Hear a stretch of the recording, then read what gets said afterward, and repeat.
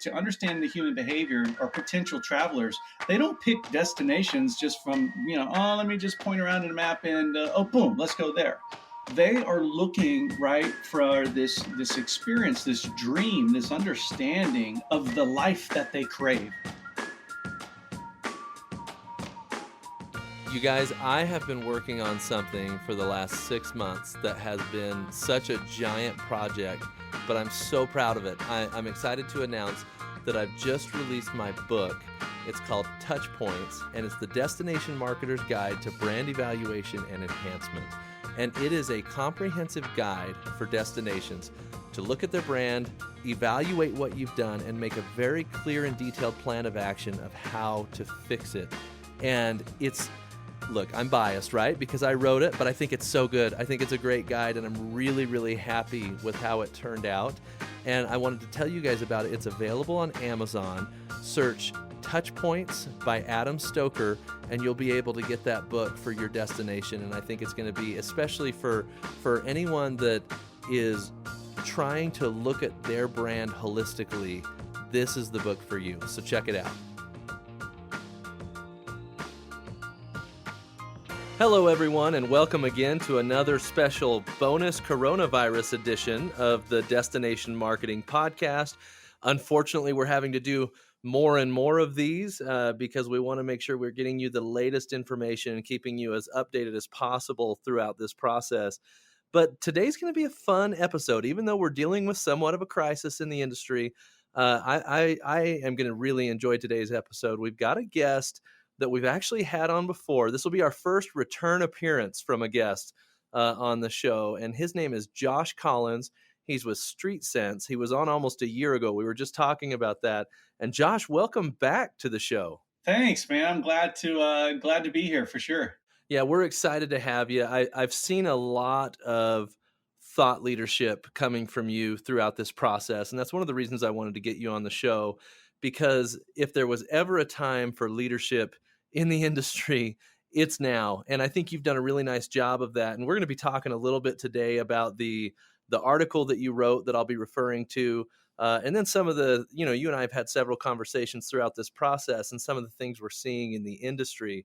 But before we do that, do you want to just give a brief, what's the last year been like for you? And you were brand new at Streetsense at the time when you had come on the show. And just kind of want to hear an update of what's going on in your life, I guess, outside of the last 3 weeks.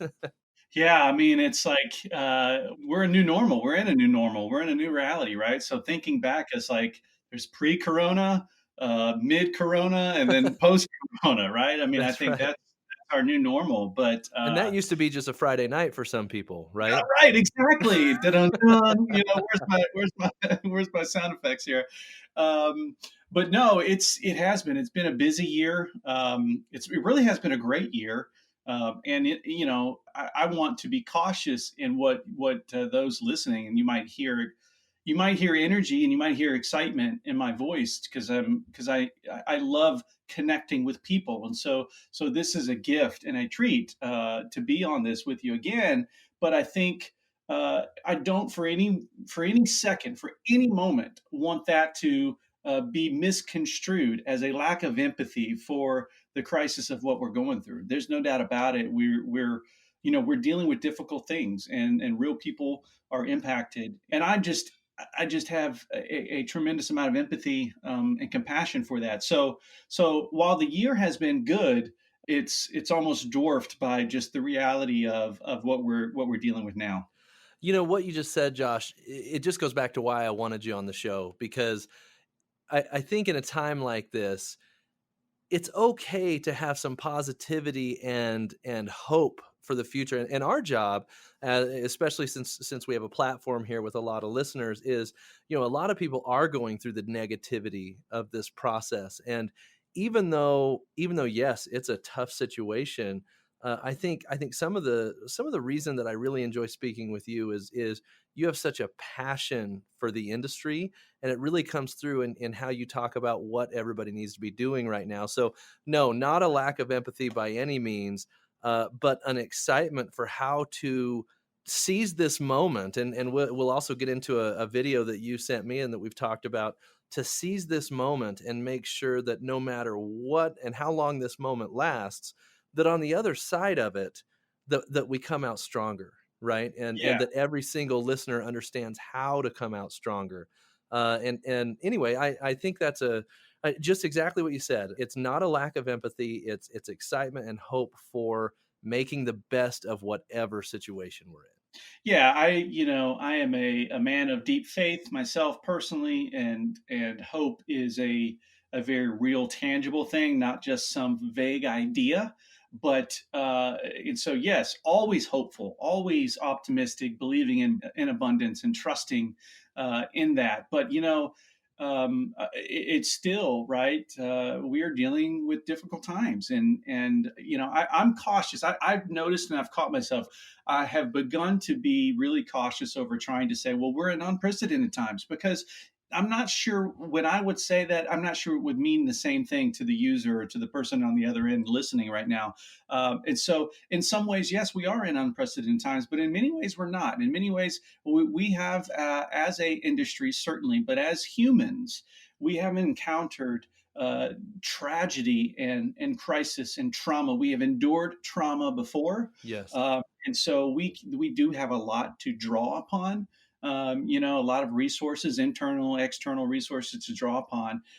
So even through all that, yes, I'm still hopeful. I still want to do everything that I can, wherever I can, to make an impact for the common good of us all. That's there's no doubt about it. That's my heartbeat right there. Yeah, I appreciate that comment. And before we get into like, okay, industry specific tactical discussion, I have a firm belief that our lives are have you ever seen those color by numbers pictures where it's just a bunch of dots, but then if you color the Yeah, numbers in order, it's a very clear elephant, or you did it when you were a kid. yeah, And totally. I feel like our lives are a series of these experiences, right? And they're all dots on our color by numbers. And we're not going to know what the picture is until the end of our lives. But it's so important that we go through each of these challenging experiences that we go through to become who we're supposed to become. And that picture becomes complete much later in life. And I just feel like no matter who you are, no matter what industry you're in, no matter, if you're listening to this show, this is an experience that is going to shape who you're going to become, and how you react to this situation will decide what the next dot is, and the next experience is. And so anyway, we're getting really deep here, right? For a Right. tourism marketing podcast, but like you said, these are critical times, and I think a little bit of hope and perspective is really important no matter who you are. Yeah, definitely. I just couldn't agree more. I love it, man. That's a good foundation to lay. I can find myself easily kind of venturing off and wading in the deep waters. That's just naturally where I can gravitate. So can go there anytime. But I think it's equally important to toward both of us in serving our audience well. Let's get practical, and let's get tactical, and let's dive in, because there's a lot of people needing a lot of help right now. Let's do it. Let's start with the video you sent me that after I watched it, I got super excited. I sent it to my whole team. We're having actually an executive team discussion about it this afternoon. Give us kind of the synopsis of this video and what made you decide to send it to me. Well, so I am a big fan of the thought leaders and the people, and certainly in my sphere of influence, or in my sphere of connections, that challenge me deeply. Right, I'm somebody that is committed to not just personal growth, but just committed to being of service wherever I can, and that by nature puts me into a rhythm of not just consuming content for the sake of consuming content, but consuming valuable content and sharing valuable content, and then serving one another best I can. And so through that, I've long been a fan of the TED platform, the TED Talks, and I have given a TEDx talk myself. And so I love that platform and what it can do, and then of course through that platform was introduced, as many millions others are, to Simon Sinek. And Simon Sinek, if you're not familiar with him, don't pass go, stop right now, pause, click over to Amazon and check him out, buy one of his books, or certainly bookmark his TED Talks, and take a look, and thank me later. Send me an email, thank me later, and let me know. Yeah, his most famous one is that start with why, and he uses Apple as his example, right? And he Yeah. talks about how important it is, whether you're a business or you're a person or whatever, understand why you do what you do, and it'll make it so much easier, right? That's probably his most popular and most shared speech, right? Oh yeah, and foundational to everything else that's come after. I mean that certainly elevated his platform personally, professionally. Millions and millions of views there. So I think one of the top 5 most viewed TED Talks of all time, actually. Right. So that's a good one for sure. But again, that is tapping into the shared understanding of human behavior and knowing that as consumers, we don't purchase based on features and benefits. We don't purchase that. We purchase on being connected to why you do what you do, not what you do. Right? And Right. we see that in travel too. This is why I would leverage Simon Sinek, and many times is because to understand the human behavior, our potential travelers, they don't pick destinations just from, oh, let me just point around in a map and, oh, boom, let's go there. You know, they are looking right for this experience, this dream, this understanding of the life that they crave, right? And the life that Yeah. they crave takes shape in lots of different ways. And it looks more like a Savannah, Georgia than a Dallas, Texas, or a New York City, right? It tends to take shape in these ways. And so to think about purpose and why, and the why behind what we do, is just crucial to understand. And so the video in particular was, that we're talking about. I've shared it, I know, on my LinkedIn page. You can find it there, but it was an Well, internal. we'll post it in the Destination Marketers LinkedIn group after this as well. Oh, that's great. That's perfect. I mean, really, this is a candid moment that, Simon was generous to share with the world, but it was an internal call for him. It was an internal meeting, and it was him kind of caring for his team, and being generous with his team. And what's come out of it obviously is just a ton of hope and a ton of reality about the opportunity we have now to double down and think about, our businesses, and certainly as destination marketers. That's, as DMOs, as people in the travel tourism industry, whether you're an attraction or you're, CVB or a bid or a TPID or whatever you are, however you organize yourself.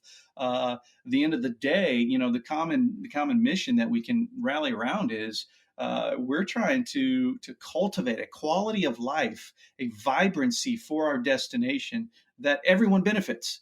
Every small business, every member of the community, every tax-paying citizen, every restaurant owner, right? Everyone that's got a dream that says, I want, there's an empty storefront on that street, and I want to open up a bakery and put it in there. That person, right? That will ultimately, require and rely on a vibrant tourism visitor-based economy. That's why we do what we do as destination marketers. So to rethink what we do there, and to think, coming out of this, what will travel look like? How do we connect as consumers? How should we organize our budgets? How should we think about organizing our organizations? How should Yeah. we structure ourselves? On and on and on. There's just no time like the present than now to do that hard work. Well, and in the video, one of the things that I love that he said, he goes back to, Blockbuster had their business model.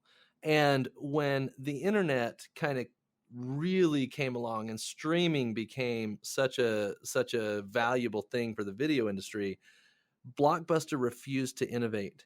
And Yep. so when Netflix came along, which was Blockbuster's crisis, Yep. how they chose to react decided whether or not they made it to the other side. And guess what? Blockbuster did not.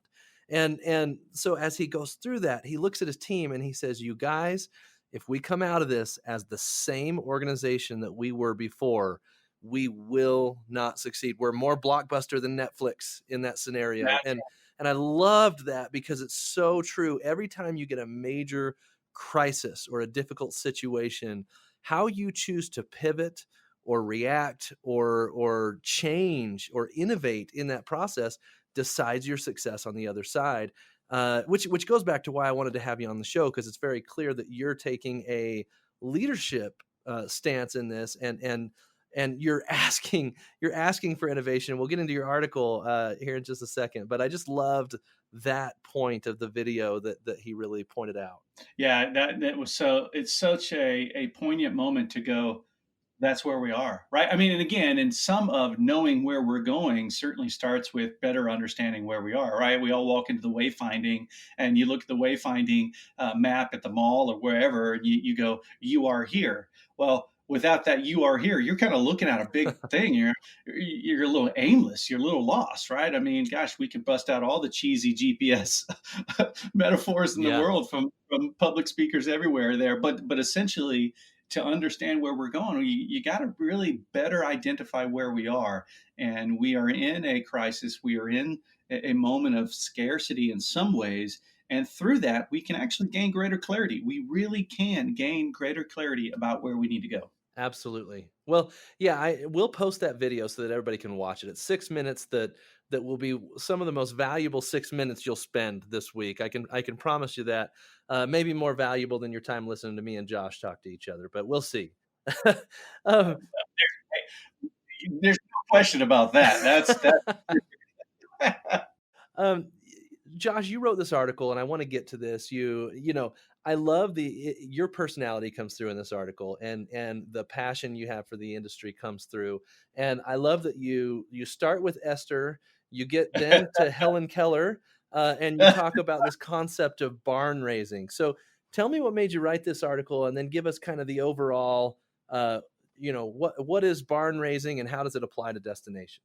Man, that's so funny. First of all, that's kind of you to say that because that's my hope. Number one is to be as authentic and real as I can, and just to connect with people. So it's encouraging that you feel that and say that. Um, the idea of barn raising is not a new idea. I mean, it's been around forever. But what I love about it is it's a process of this community.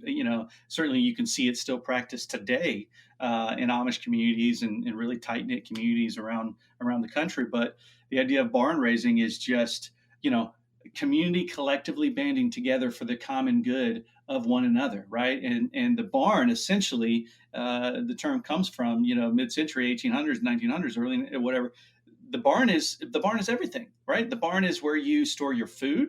The barn is where you provide shelter for your equipment or different things, your animals, on and on and on. So it's provision for your way of life, right? Right. So what is the provision for way of life when it comes to destination marketing? Well, it's certainly the destination. And what's the destination other than the collection of those that create the culture for that destination, meaning your attractions, your stakeholders, your small businesses, your restaurants, your mom and pop stores, right? Your locals. To understand the human behavior, our potential travelers, they don't pick destinations just from oh, let me just point around in a map and oh, boom, let's go there. They are looking, right, for this experience, this dream, this understanding of the life that they crave at the end of the day, right?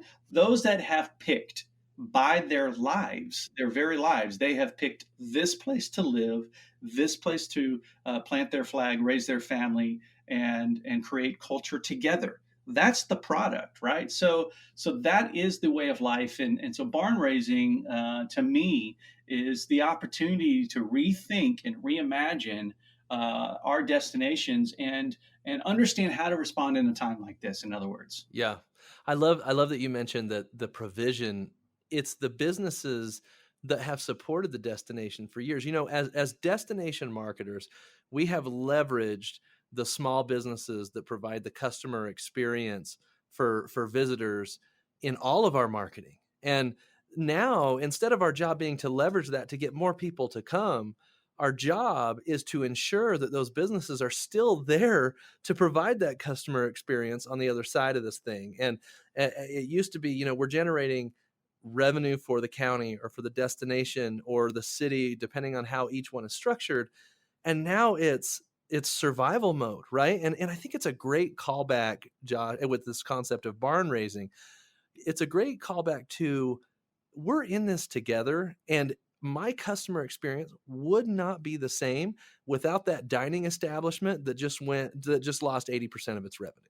Right. So, how instead of, okay, get as many visitors as I can, how can I divert efforts, funding in some cases, tactics to ensure the success of those businesses that are critical to my customer experience?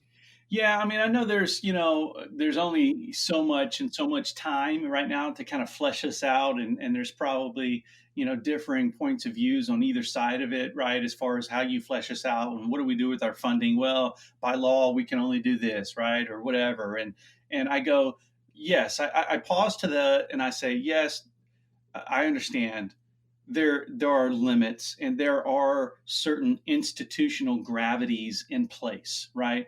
There's organizational gravity in place that is very difficult to overcome.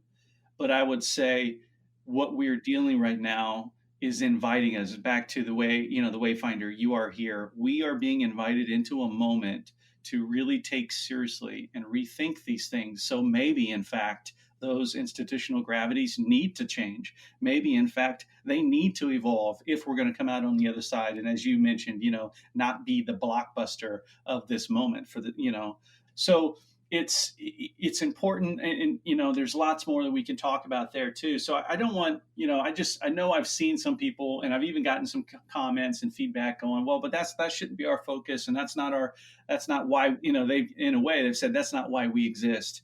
And and what I would say to that though is, I would say, I think for a long time we've misinterpreted why we exist. I think Yeah, we've been that might be the only reason we exist. Yeah, I think we've been distracted. I think we've been distracted by our own success a little bit, Mhm. and we've come up with plans and we've picked numbers out of the sky to say, let's go do this, let's go be this, without really giving enough clarity or validity to our actual product and to the understanding of what makes the product what it is. I just think we in some ways, part of me wonders, have we not misinterpreted our why, and built systems around that misinterpretation, to which somehow many destinations now all over the nation, as you and I both know, have had to unfortunately lay everybody off, furlough everybody off. They functionally have no cash flow, they have no reserves, so they literally can no longer exist, which you and I both know, and if those that are listening probably know too, the end goal of what that's going to do to each one of those communities. It's Right. just devastating. Yeah. Yeah, absolutely. And one of the things that I like that I've seen some destinations do to provide that leadership and to help with the barn raising is for one, a lot of these small businesses, let's talk about a restaurant and just use it as an example, right? You've got the taco shop that just has the awesome salsa bar and everybody loves their street tacos. Anybody that comes into town is going to go to this taco shop, right? Yep.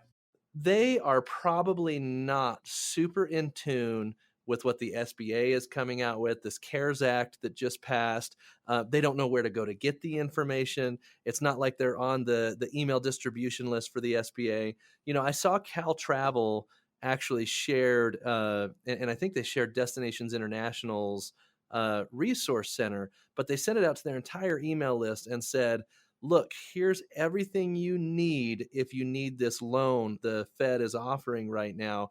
And they clicked through to the Destinations International resource page, and it has everything. It has the applications, it has the links that you need. I know there's one link that's not out yet, but it's coming in the next day or so. And they're keeping everybody updated. To me, that is a great example of leadership and helping raise the barn to make sure. Now, I can't, as a destination, I can't fund the taco shop. I can't give them $10,000 to pay their rent for the next 2 months.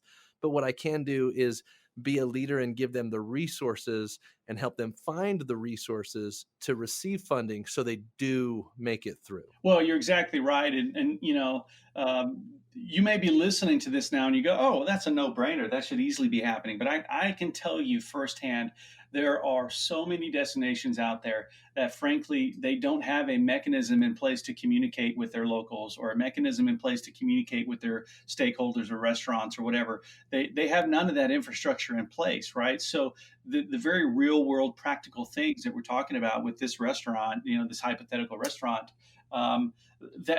It may seem like a no-brainer to you, but it's a desperate need and a vital need for you to be thinking about, not just communicating, how they can get access to, the CARES Act, which is super important right now, but also think about, how can that restaurant maybe turn themselves and pivot themselves? How can you, Right. as as a brand, as the destination brand, as a distribution channel on behalf of that restaurant, how can you raise the barn of them? How can we turn their survival into the barn that needs to be raised, right? And let's think about how to do that. Maybe, Cisco is pivoting themselves, right? Cisco is a supply chain for restaurants for, food, Right. right? And so they're turning restaurants, or giving restaurants the ability. Well, hey, here's a supply chain of food. Grocery stores are being very stressed with their supply chains. Here's an opportunity to turn your restaurant into a pop-up shop or a pop-up grocery store for your customers, right? There's a great opportunity there for small restaurants to stay in business, generate a little cash flow, and survive. Let's just, put aside for a second, um, how about the distribution channel or the barn raising of why that restaurant even opened up in the first place? What's that story about? Right? I mean, surely at some point in time that was a dream, and somebody was sitting on a couch somewhere or whatever. It's like, man, I can't wait. One day I want to open my own spot. And there it is. It's right there in the corner. I can see it in my head. Um, Yeah. that's storytelling, right? Destinations have the distribution channels and the platforms to tell those kind of stories, right? So tons and tons of opportunities to come alongside them. Technology is more accessible than ever to do that, even in this age of social distancing, right? Great tools and strategies to do that, even now. Yeah. Well, and creativity is more important now than ever. One thing I've seen a couple of destinations doing, which I love it, is they've actually got these local chefs or local cooks from these restaurants, and they're doing like a little mini cooking show where they'll actually share their recipe and show you how to cook it at home. And as a destination, I may not have I may not be able to go, do this big media campaign right now because of the way things are. But I'll tell you what I can do. I probably have a video partner or video equipment in house that I can go point it while staying 6 feet away, but point it at the cook and let the cook do a really fun demonstration of what they do. It's great content for both parties. It's a win-win. And the visitor, that's the type of thing that really endears the visitor to the restaurant. They kind of get to hear the story. They get to see who's behind the food that they eat when they come. And that's one idea of dozens that are out there. But creativity and innovation is just so critical to help these businesses get through this. Yeah, and not only the visitor, but the local that prides himself that that's where they go every Monday for lunch. And who's probably the only one that can support that business right now because visitors aren't really coming. That's exactly right. So, being able to tap into the pride of, man, that's my spot, or that's my guy, or that's my favorite waiter, or, that guy is always, or that girl is always on the corner Friday nights, during the art crawls or whatever it is, right? And they're out there playing, right? How can we set up like a community tip jar through Venmo or something like that for them to help support the gig economy right now? I'm sure every destination has those in their community that are the buskers, that are the gig based economies. That's another barn we could raise right now. Absolutely. And there might be some people listening saying, "Okay, they want me to engage with my stakeholders more. They want me to create content centered around key stakeholders. How do I do that? How do I know who needs help?" I mean, literally, Josh, let's put you back in your chair in Franklin, Tennessee, where you were running the marketing, right? Yeah. Tell me how you would engage your stakeholders. Let's make it very clear and tactical for our listeners. Yeah, I mean, I think the first thing is I've become more accessible than I ever have. I make sure that my stakeholders have my cell phone. I call them individually, one by one, if I can. If I don't, I set up a channel of communication, which so if I don't have an email service platform, an ESP, or if I don't have a way to get in their inbox to communicate necessary updates, I create that immediately, right? It might be better suited that email might be too slow. So maybe it's an SMS group, maybe it's a group me, right? I leverage technology however I can to create a distribution channel and a mechanism to be accessible, not just from them to me, but me to them. Yeah. Then I begin Let me talking. ask you real quick, how would you feel about a weekly Zoom Q&A open to all of the Yes, stakeholders? 100%. Zoom meetups, not just for stakeholders, but for it's a great opportunity to execute all of the creative ideas. That platform is really great. It's easy to navigate. Not just weekly Zoom hangouts for people to come in and just be seen, be known. How do we hear and share each other's stories? It's almost in a time of crisis, and in a time when we're all experiencing trauma in one way or another, the best thing we can do is be accessible and present to one another. So it might not even necessarily be that, okay, we set up an hour call and maybe I only have got 5 minutes of business to deal with. The rest of the time, I just want you to see my face. I just want you to be able to look at my eyeballs and know that I'm deeply impacted. And I want us to share stories with each other. How are you doing? How's your hotel doing? How's your restaurant doing? What's it like dealing with, are you, so many are not just struggling themselves, they're struggling because they're having to Right. furlough and lay people off. I mean, I read something this morning, I think was very conservative numbers, but that small businesses are expecting a 50% increase in closures based on 2019 numbers. 50%, and I think that's conservative. I think the reality for us as destinations to act like, in other words, this is probably beating the drum, but it's like to act like we can just simply pause our media, pause our efforts, and treat this like some kind of, well, we know it's going to be hard, but we can just weather it, and we'll be open, we'll be ready when you are. And it can come across a little tone deaf because, frankly, we don't know if you're Yeah. going to be ready, right? I mean, if numbers are coming out like they are now, and half your businesses close in your destination, you're Yeah. not ready. You're not going to be ready at all to provide, the same kind of visitor experience or whatever. So it's a challenge that I think we've got to really pay close attention to and be careful with what we're doing, because at the end of the day, consumers are going to remember. They're going to remember all of this. They are remembering who is price gouging right now, the brands that are hiking their prices on Amazon and grocery stores, and consumer behavior right now is shifting moment by moment. And the research that's coming out from major retailers is really important for us. I had a call with CBRE this morning. We were talking about some of this, and some of the stuff out there around the consumer behavior shift towards safety, security, cleanliness is extremely important for destinations. I guarantee you, prior to this trauma, prior to this crisis, we never had a marketing meeting and we asked ourselves, does our brand resonate with cleanliness? You know what I mean? Yeah. I mean, Yeah. do we strike a cleanliness chord emotionally? Um, but I guarantee you, that's coming out of this on the other side. That's where the consumer mindset's going to be. Which destinations do I feel like are cleaner than others? Do I feel like I'm going to, pick up, coronavirus? Or is it safe? Yeah. Right? Certainly, safety has always been one of the main tenets of destination marketing. But how well do we communicate that? How well do we exude that as a brand throughout the entire funnel of the digital experience? Yeah, there's a real prominent destination, and I won't call them out because I never want to drag anybody through the mud. But there's a real prominent destination that actually made the decision as a as a community, we are not going to make it illegal for public urination because we have a large homeless population, right? Now, as a destination, how will that be perceived compared to how it was going to be perceived when the decision was made? And things Sure. like that are all of a sudden, you're right, they're coming to the forefront and they never have before. I'll tell you something else they probably have before. I'm going to go back. Like I'm sure that people have talked about cleanliness, but not to this level. And No. and another thing that stands out to me is, and this is something I've been guilty of, is I've sat in meetings and I've had the loud stakeholders say, well, I don't agree with the way you guys are doing this, the way you're promoting the destination. This doesn't benefit me at all, or whatever. And I'm kind of sitting there thinking, look, man, you do your job, you run your hotel or you run your restaurant, and I'll do mine. I'll get visitors to the destination just like the numbers show that we have year over year. I mean, that's been me, right?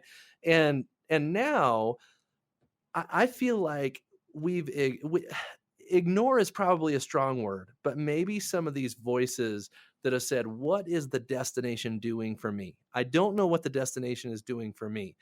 And there's never been a better time to show your stakeholders what the destination is doing for you. So that's a really, really important thing, Adam, and I'm glad you mentioned it because the potential risk here. I mean, if we can just be really honest and candid with one another, the potential risk is we come out, like newest numbers are suggesting we see a peak or a spike in cases in anywhere from state by state, anywhere from 3 to the next 4 weeks, right? Yeah. We see, there's signals that suggest, based on what we can see from other countries, based on emerging research and everything else, the data. Um, it's probably realistically another 16 to 20 weeks, anywhere 8 to 12 weeks, 16 to 20 weeks before we start to see the easing of restrictions, travel, demand. Some of those things start to pick up, right? I mean, you can waiver. That's a big gap, 8 to 20 weeks. But we somewhere in there, you're going to see people uh, come out on the other side and start to do this, right? And for those destinations that are not prepared, their destinations may see visitors sooner than what they. So what happens if it goes great? What happens if all this does, go sooner than expected, and people start showing up, but we not prepared and we haven't done anything to bring them there? And then all of a sudden, now we've got stakeholders say, "See, I'm back to 60% occupancy, and you guys haven't done anything in 4 months." Right. What kind of messaging are we saying that, right? When so much of our efforts have to be proven, are scrutinized, and are highly reviewed so much, how do we defend, how do we justify that, right? So back to the point, and originally is when cultivating these relationships with our stakeholders, with our locals. It's what I'm saying, I guess, in one way is we've misinterpreted our why, because that should have been our why from the beginning. That should have been our reason for being, is to cultivate such a relationship with these stakeholders and these partners and these locals, that the overflow of that can't help but be attractive to the people who are out there going, "Man, you know what? I just feel down. I feel dreary. I'm dreaming of the next greatest place. And so told me they had this experience in this city, this town, call it Franklin, Tennessee, for whatever it's worth. I had this experience in Franklin, Tennessee. And you know what? The people were the best people. They were kind. They welcomed me. They always said hello. They waved at me. I walked past them on the street, and they were just kind people. I've never experienced kindness like that before." I mean, how many stories like that do we hear over and over again from great destinations, all over the country? And it's a vibrancy, it's a quality of life that is actually attracting people to come and experience that destination. And then when they're there, it's like you go, "Oh my gosh, I had no clue you had this and you this and this and this. I had no clue," right? And then you get that positive surprise. Well, what we need to protect, and that's what we need to ensure we can be on the other side, ready to display back to the rest of the world, if that makes sense. Yeah. Yeah, difficult situations strengthen relationships when people, pull together. So let's say theoretically you do the Zoom call, the Q&A, and you say, "Okay, we're going to meet weekly and I just want to know what you're struggling with, and then we'll talk about how the destination can help." Man, wouldn't it be amazing that after this, let's say the coronavirus thing passes at the end of 2020, right? And I think that's real optimistic thinking, but we'll just say for theory's purpose that it ends at the end of 2020. Well, I would imagine that there's going to be a lot of destinations still having those Zoom calls when the crisis is over and having a better relationship with their stakeholders than ever before. And that's the type of thing that you have to do in this time of crisis, is use it to strengthen these relationships and make yourself more valuable than ever. Absolutely. I mean, that's just assuming the leadership position. It's why, at least in my article, I leverage the story of Esther, because it is for such a time as this that I believe, destination organizations and destination marketing organizations have been created. I mean, they are just perfectly positioned, centrally located, to be effective in these kind of moments. Certainly they are there to coordinate efforts and everything else, but when you think about the opportunity to be accessible and to cultivate deeper relationships, and you're exactly right. Going through crisis together creates history that just strengthens the relationship. And so I think it's a beautiful picture of humanity to be accessible, to be present with each other, and vulnerable, ultimately vulnerable with one another. And that's something I think, long since missing, probably in many, many small ways, but also in macro ways too within our industry. Great stuff. Great stuff. I want to tell you just a couple of other really creative things that I've seen, that some destinations that have done a really good job of taking the reins on leadership have done. Visit Puerto Rico did something really interesting. I was on a webinar this morning with Destinations International, and they had several people talking about, okay, how are we weathering the storm? And Leah Chandler from Puerto Rico, I had a chance to meet her down at the Connect Travel Marketing Leadership Summit. She's awesome. They're doing a great job in Puerto Rico. They did an entire weekend getaway virtually so that people could actually see what it's like to spend a weekend in Puerto Rico. So they're still doing social distancing. They're not encouraging travel right now, but they're providing engaging experiences for potential visitors that I thought was just a brilliant way to still provide marketing for the destination, but not, and I repeat, not do direct response Yeah. marketing right now. So I love that. And when you think about the psychology of attraction here, you see that that's a great example of kind of eliciting the subtle art of attraction, right? Because if you think about, you and I are both married and we've got kids, and we could Right. probably both tell stories about the first moment we saw our spouses, and I talk about how from the first glance I ever saw my wife, I knew I would marry her. I mean, it was love at first sight, right? I mean, the hook was set, right? And from that first glance, that hook was set, and then all of a sudden it became a thing where it's like, I couldn't wait to see her again. I couldn't wait till we talked again. I couldn't wait till we, got to hang out with each other, and on and on and on. And then, of course, you move along the stages of attraction and stages and phases of love. Well, the same thing happens in marketing. The same thing happens anytime we're generating connection with our audience, right? You see something, and in this case, you see this experience, and you're like, oh, that's kind of cool. Man, I think I like that, right? Then over time, you start going, oh man, that's cool, right? And then it builds up this interest. It builds up this quality. It's like, I gotta. This is not enough. I got to go be with it. I got to go see it firsthand, right? Right. That I mean, that's exactly the evolution of what we're talking about here. That's a really good example. Awesome, awesome, and yeah, it's funny you bring up this. We need to send this to your wife because she needs to hear what you just said here. When I do remember the first time I saw my wife, and I had to look around to see if she was the only one moving in slow motion, right when she walked into the room. But anyway, to go to another creative idea that okay, I rarely do this, but I'm going to talk about something we've done. We Oh created yeah. at home activity packets for kids. So we had so any of our destinations that have families with kids as a target persona, we created these activity packets, and they have coloring pages and they have crossword puzzles and word searches. And I got to tell you, they have just been a huge hit. And we've actually had several destinations reach out and say, "Hey, I want one. I want one." And so my creative team, while they really enjoy them, they're like, "Holy cow, we're doing a lot of coloring pages. We've never done this many coloring pages before." But that's been a really big hit, and we've enjoyed working on that as well. So, that is super creative, but I got to tell you, that's extremely strategic too, because if you think about who are the decision makers planning travel out there, right? Well, overwhelmingly, it's females, right? Yep. And if you're a multi generation or a family, destination, family friendly oriented destination, who's influencing those moms making those travel purchasing decisions? Right? How many moms are sitting at home right now having to homeschool on top of working from home, on top of everything else, and going, oh my gosh, please somebody sell me. I'm just telling you, my wife would tell you, it's like, oh my gosh, please, where's my sanity? And so that type of product is brilliant and very influential.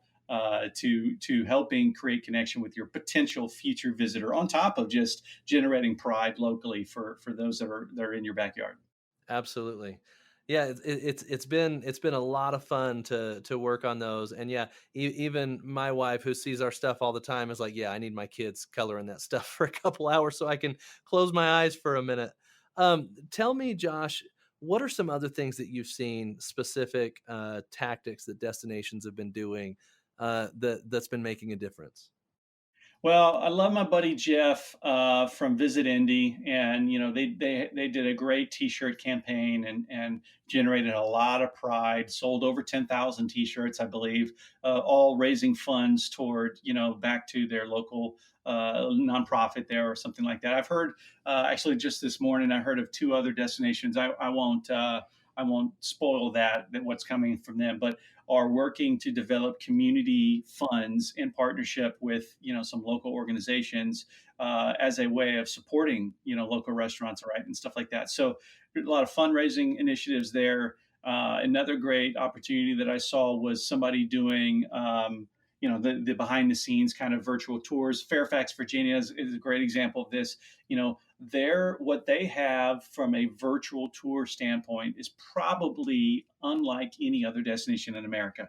I mean, right there outside of DC, so many incredible museums, attractions, and all with virtual, options. Being able to leverage that content right now is just so huge. So that's another really great one. Let's see, what's another one that I had? I was just thinking about it the other day. Um, Oh, well, so this isn't necessarily technically a destination, although in many ways it is, but National Cowboy Museum, right, in Oklahoma.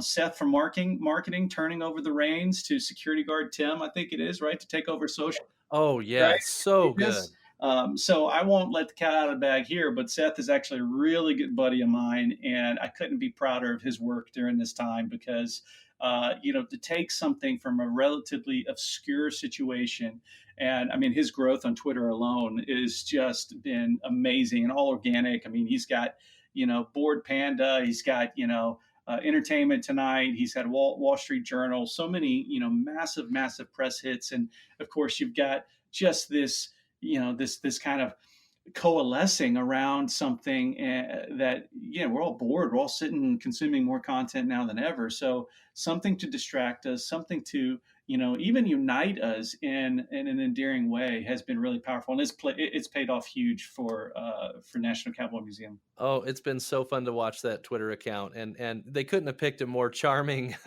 guy to I know. run that Twitter account. It was just a perfect fit. Uh, I love it. Josh, I'll tell you one thing that I'm seeing, and then people are probably starting to realize we could talk about this all day, but we probably better better wrap it up. But the thing that I'm Yeah. seeing, and kind of, if there's one theme or takeaway that I could say from this episode today, is I think there's been so much importance placed on paid media and attribution over the last several years, because it's like, let's be smarter with our dollars. Let's make sure every dollar is accounted for. Let's make sure we get an ROI and understand exactly all of that stuff is still going to be important when we come through this. But the thing that's been neglected over the last couple of years, in my opinion, has been really valuable and creative content. And I think the content that gets created now, for example, if we're creating a virtual tour or a virtual experience, well, guess what? Now, when I go to a trade show, I've got incredible content that I can allow someone to experience my destination in 3D, whereas before I was just handing them a brochure because I didn't have the content to back it up. And so I think content and creativity, the value of that is going to be so much higher through this than what we've seen over the past couple years. So I love that. I love both of those. I agree with you completely. And I'll drop in another C word here for you just to keep the alliteration going. Nice. I think what we're going to see is a greater emphasis on human connection. Yes. I think, we certainly saw this post 9/11, certainly saw it post 2000 crisis of 2008, was this recalibration of the human psyche, our collective social psyche, so to speak, to where we saw us start to appreciate a little bit more what we have. You saw us start to understand and be a little bit more grateful, express gratitude in different ways. And I would agree with you in many ways. The smart, sexy things around attribution and digital technologies, and those have their place. Certainly have a important piece of the mix in stewarding, public dollars and things like that. But they can also become very disembodied, and it can become very utilitarian to where what is sacrificed at the end is the prioritization of authentic human connection. And I think when we come out of the other end of this, when we have existed with other people, we've had to have calls and meetings with other people saying, I'm sorry, I've got to let you go. Or we've had sat in living rooms and watched people shed tears going, this was all of my life savings put up in this business. When we have those kind of experiences with one another, we are going to come out on the other side of it. And I can't help but imagine and believe and hope that our priorities will shift to do a better job. And I'll agree with you, of not create of being more creative, creating better content, all focused on authentic human connection with one another. Well said. Well said. Josh, it's been great to connect with you today. Thanks, man. Likewise. Likewise. I appreciate you taking the time to come on, and we're excited to see what else you have to say throughout this process. If anybody hasn't connected with Josh on LinkedIn or gotten to know him, you guys need to make sure you do that. It's Josh Collins, and he is with Streetsense, a great voice in the industry. So thanks, Josh. Really appreciate everything you're doing. Well, I appreciate you. Pleasure being on. Thanks for having me again. I love everything that you're doing over there at Relic, and just we got a bright future ahead of us. We do. There's tons of reason for hope and optimism on the other side of this. Absolutely. Well, everybody, this has been another great episode of the Destination Marketing Podcast. If you haven't yet left us a rating or a review, now is a great time. I know that Josh has come on and given us some really valuable stuff. And so now I want to just leverage that into asking you guys to rate this content. So go on there, leave us a rating or review if you can. And also, Josh and I have our work cut out for us because we've got a lot of things that we promised to post in the Destination Marketers LinkedIn group. We're going to post that. If you want to see the links to the things that we've been talking about, especially the Simon Sinek video that we talked about early in the show, we're going to put all that in the Destination Marketers LinkedIn group. So if you haven't joined yet, now's the time because there's going to be a lot of resources in there for you. Thanks, everybody, and we'll talk to you soon.